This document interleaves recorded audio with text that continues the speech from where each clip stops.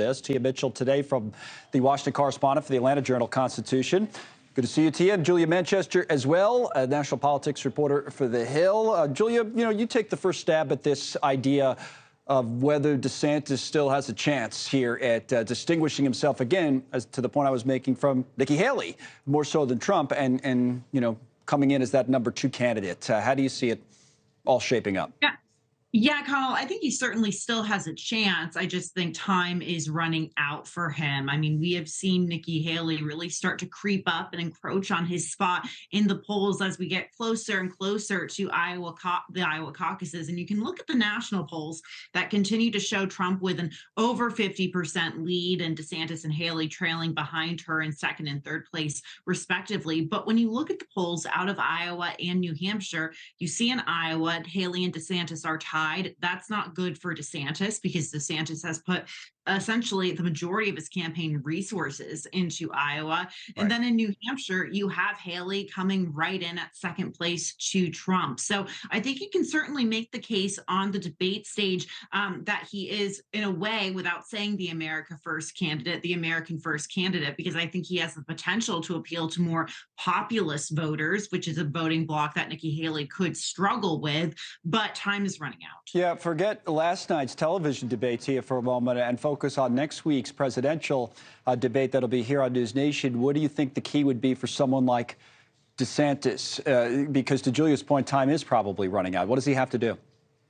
Yeah, I mean, DeSantis needs to accomplish something that he struggled in the 3 previous debates, which is coming out, having a moment, being perceived as the winner, trying to stop Nikki Haley from coming across so strong in the debates, which is all of that's a really tall order.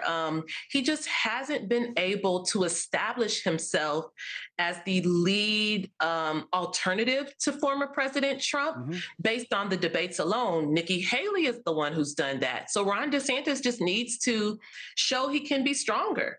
Yeah, it's funny how this has all come together, that Nikki Haley's almost treated like a front runner in a race in which she's trailing in the polls by 40 points or so because, Donald Trump hasn't been debating. And, that's been the whole narrative and the whole conversation. And to that point, there are new questions today about whether Chris Christie, another candidate, will even be on that stage at the NewsNation debate next week. He was on Chris Cuomo's show on this network last night talking about some of this, including what you just brought up, distinguishing himself from Nikki Haley. Here's Governor Christie. I like Nikki. We've been friends for 12 years. But when you're unwilling to stand up and talk about the guy who is the front runner in the race by 20 to 30 points, depending on what poll you look at, Chris, you're not trying to win. You're trying to come in second.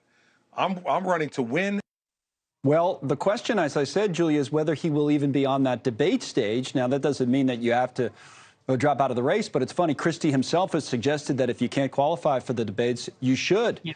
Drop out of the race. I want to put up the criteria for this debate on NewsNation, which comes from the Republican National Committee in Alabama next week. You need 6% in 2 national polls or 6% in 1 early state poll from 2 separate carve-out states. That's Iowa, New Hampshire, Nevada, South Carolina. It sounds complicated. The point is that went up 6% from 4% last time. We follow that with Christie standing in the polls. So he's okay in New Hampshire, 14% in one of the surveys, 11% in another. But at the national average, 2.2% from Real Clear Politics, he has work to do because, he gets to 6% in these state polls, but because they're from the same state, he needs 2%. He needs 6% or more in 2 national polls. Or 1 national poll at a poll from one of the other states. So, the whole thing gets convoluted. But the point is, Chris Christie, there's a real chance, we'll find out on Monday, may not be on that stage. What do you think is going to happen, Julia?